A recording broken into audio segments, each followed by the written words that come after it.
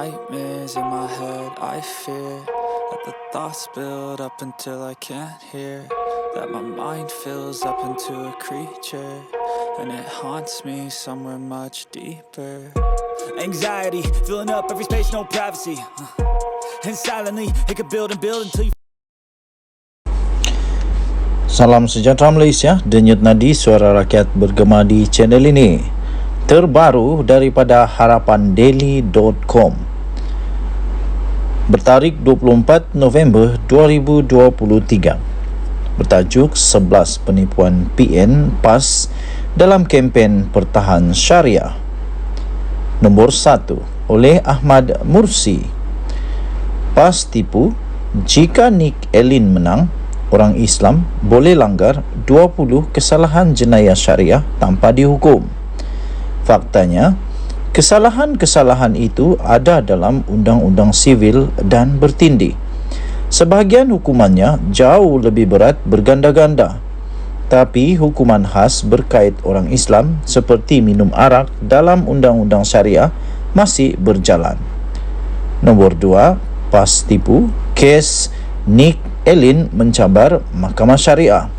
Faktanya, kes ini bukan cabar Mahkamah Syariah, tetapi cabar bidang kuasa. Dewan Undangan Negeri DUN membuat undang-undang melebihi kuasa yang diperuntukkan perlembagaan senarai negeri. Nombor 3, PAS tipu, jika Nick Elin menang, Mahkamah Syariah akan berkubur. Faktanya, kewujudan Mahkamah Syariah dijamin oleh perlembagaan, bahkan tidak boleh diganggu oleh Mahkamah Sivil mengikut artikel 121-1A Perlembagaan Negara Malaysia. Nombor 4, PAS tipu, Undang-Undang Syariah dicabar bila kuasa politik orang Islam lemah. Faktanya, kes Iki Putra dan Nick Elin dicabar waktu PN PAS berkuasa 33 bulan. Nombor 5, PAS tipu, kes ini mencabar syariat padahal itu immunity. Orang Islam wajib jihad melawan. Faktanya, enactment Kanun Jenayah Syariah Kelantan 1 dalam kurungan IKJSK 1 ini takzir, bukannya hudud dan kisas, dalam kurungan IKJSK 2 yang nasnya katiyeh. Hukuman takzir ditentukan oleh pemerintah mengikut maslahah, tidak seperti hudud dan kisas. Bahkan 20 kesalahan itu juga dikira jenayah di bawah Undang-Undang Sivil. Nombor 6, PAS tipu, kalau Nick Elin menang, inilah pengakhiran Undang-Undang Syariah Negeri. Faktanya, kuasa negeri kekal sebagaimana biasa.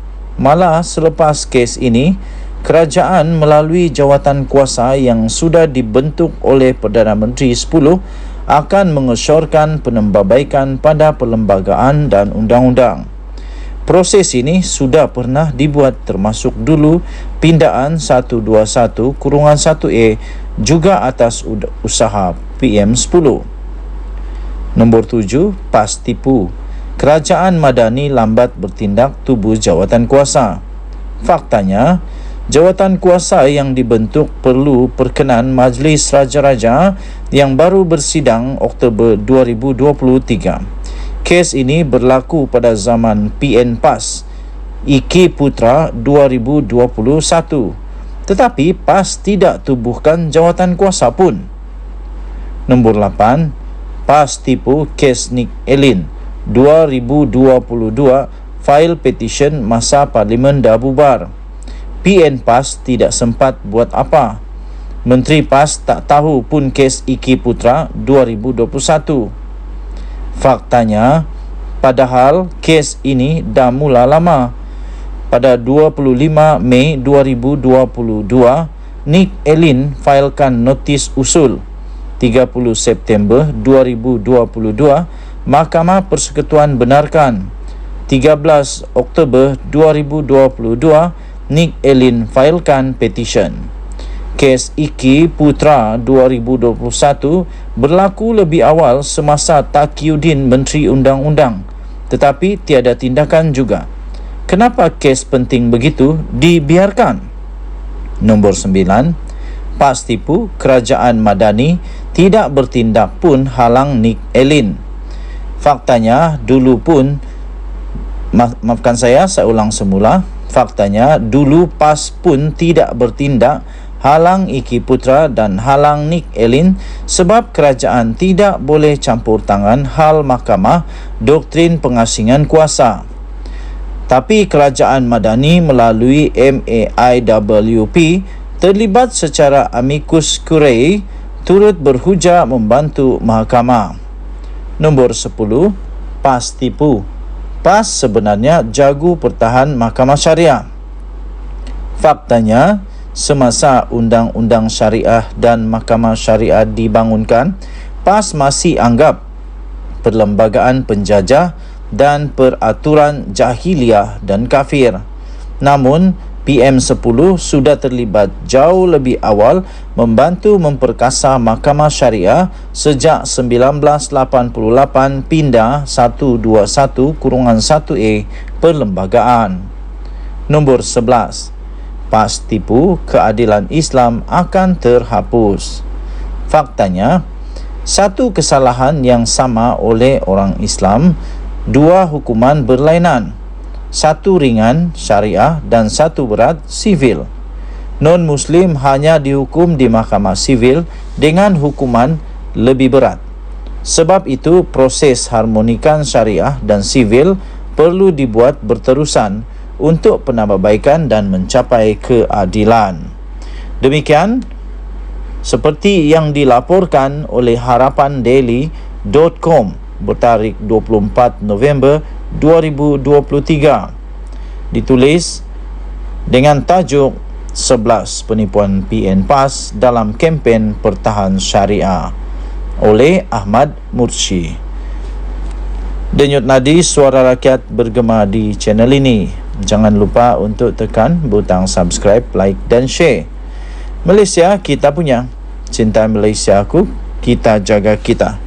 Kita terus mendoakan negara Malaysia berada dalam keadaan aman, makmur dan sejahtera. Kita mendoakan keharmonian negara Malaysia tetap terjamin dengan perlembagaan negara Malaysia menjadi nombor 1 di atas segalanya. Malah kita juga doakan untuk semua pemimpin-pemimpin parti politik, sama ada daripada kerajaan ataupun daripada pembangkang, dapat sama-sama mempertahankan semua perlembagaan yang ada. Kita jumpa lagi. Selamat petang Malaysia. Jangan lupa untuk tekan butang subscribe, like dan share. Malaysia kita punya. Cintai Malaysiaku, kita jaga kita. Bye-bye.